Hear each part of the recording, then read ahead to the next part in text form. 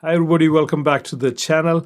I've been using this new 24mm RF lens from Canon. It's a VCM one, the hybrid lens from Canon for 2 weeks now. And today I'm going to share my experience with you all. Before we start the video, I request you to please subscribe to the channel as it does help me a lot. So this is a super fast pro level wide angle prime built for photographers and videographers who need exceptional image quality, incredible low light performance and cutting edge autofocus technology. So if you shoot landscape, astrophotography, events or cinematic videos, this lens might be a game changer for you. But it's not perfect. It does require some in-camera and post-processing corrections, which we will get into later in the video.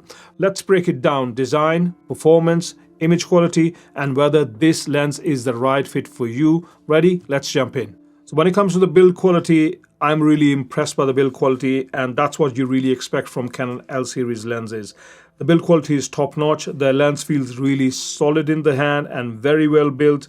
The most impressive thing about this lens is for what it offers is the size and the weight of the lens. So this lens is only 10 centimeter in length and 515 grams in weight. It balances really beautifully on my Canon R5C, especially when I'm using it on a gimbal, and it's a very easy lens to work with. This lens is fully weather sealed, so no problem at all there. It has a rubber gasket on the lens mount, and also you can install a gel filter there. It comes with an attachment that you can use to install those filters. When it comes to the focus ring, is extremely smooth and well balanced. Then there is also a iris ring which is declicked, so that's really handy for the video shooters. And there is also a customizable ring which obviously you can designate to ISO, aperture, or whatever you want to use it for. So that's what. And when it comes to the buttons, there is a manual focus and autofocus switch button. Then there is a iris. If you don't want to use this iris ring and you don't really want to accidentally change the setting, then there is a button on the lens that you can push it and place the lens in an automated mode, like it says A. So that's where you change the aperture from the camera instead of changing it from the lens. So after that, and there is also a customizable button, so you can designate this button to any settings you want. I normally use this for the false colors, so that's what it is there for you to customize. Let's start with the performance, and the first thing that really impressed me about this lens is its silent autofocus performance. If you have used older DSLR lenses or even some new L series RF lenses, you know some of them makes noise when focusing, which is a nightmare for video recording. But this lens, it's dead silent. I placed a mic right next to the lens while it was focusing, and there is nothing. No clicks, no motor whine, just complete silence. This is huge for video shooters who rely on on-camera mics for audio recording. The second thing that really impressed me about this lens is the focus breathing performance. So focus breathing performance on this lens is really impressive. If you're a filmmaker, you know how distracting focus breathing can be. It makes your shot looks like it's suddenly zooming in and out when pulling focus. Canon tuned this lens to minimize focus breathing, and in my test, it's almost non-existent. When I did a focus rack from a close subject to the background, the frame barely shifts at all. This makes it perfect for cinematic video work where controlled focus pulls are essential. One interesting quirk: when you turn off the camera or detach the lens, you might hear a faint thunk inside the lens. The first time I noticed this, I thought something was loose or I broke something, but it's totally normal. This happens because the VCM motors need power to hold its position. Canon even added some kind of cushioning inside to protect it, so you don't need to worry about that. So when it comes to stabilization, this lens is missing on stabilization. There is no optical image stabilization in this lens. I think to keep the size of the lens and the weight of the lens down, Canon has decided not to introduce the stabilization mechanism in this lens. I think it's a fair trade, especially for the video shooters. I would definitely go for the smaller lens rather than getting the stabilization, because I personally don't rely on in-body or the lens stabilization when shooting video, and especially when the lens or the image I want to capture is I need a wide angle. So if I'm using a wide angle lens, I barely rely on camera stabilization. That's my personal opinion, and I think if you highly rely on in-body image stabilization, then the only options you have is to use Canon hybrid bodies. I personally don't use those bodies. I only have Canon R5Cs and R8. Both those cameras, they don't have in-body image stabilization, so I cannot give you my opinion how good this lens is with the hybrid bodies which have image stabilization. But on paper, as those bodies, they have 5 stops of image stabilization.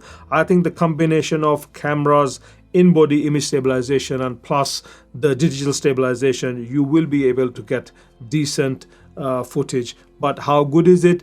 I cannot say that. I haven't tested that, and yeah, so that's where I'm going to leave it. Stabilization, no in-body image stabilization in this lens. All right, let's get to the image quality, because let's be real, that's what really matters the most. This lens is insanely sharp even at f1.4. Edge-to-edge clarity is excellent. Corners do get improved by stopping down the lens to f2.8, but the improvement is very minimum as the lens is already very sharp wide open.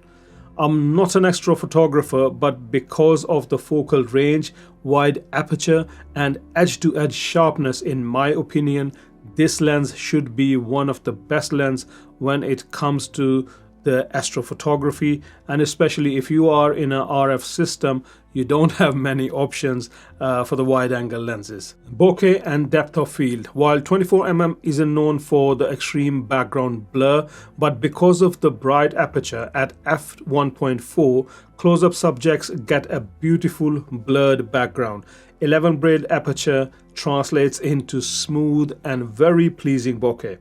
Colors and contrast. Classic Canon magic, colors are rich, vibrant, with a deep contrast. Lens also have a coating to minimize ghosting and flare, so you are covered there as well. Let's talk about the corrections you will need in camera and post-processing. Distortion. There is a noticeable barrel distortion when you look at the raw files uncorrected. Straight lines are curved outward slightly. This is kind of a common for wide angle lenses, but Canon automatically corrects these in camera for JPEGs and for video, but for the raw photos, corrections need to be applied in the editing software. The next one, vignetting, pretty strong at f1.4. I'll say about 3 stops darker in the extreme corners.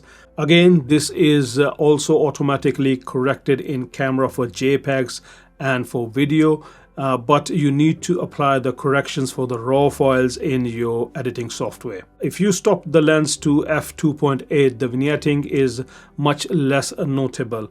So what's my opinion about all these corrections? Once in-camera corrections are applied, the lens deliver clean and distortion-free images with stunning clarity. Again, I think that's how the modern lens is gonna be. They will rely heavily on in-camera corrections. I think they are doing it to keep the size down. It's one way or another. So Canon has chosen to keep the size down and have applied these corrections. Now, who this lens is for? If you are any of the following, this lens might be your best new friend. The first one I think is cinematic videographers, because of the smooth aperture ring, silent autofocus, zero focus breathing, a dream lens for film work. Landscape and travel photographers. Super sharp, weather sealed, lightweight and small, and great for wide angle shots. Third one's astrophotographers. By just looking at the characteristics of this lens, I can imagine that how good this lens is going to be for that type of work. Event and wedding photographers, videographers. Tack sharp, low light monster because of f1.4 aperture.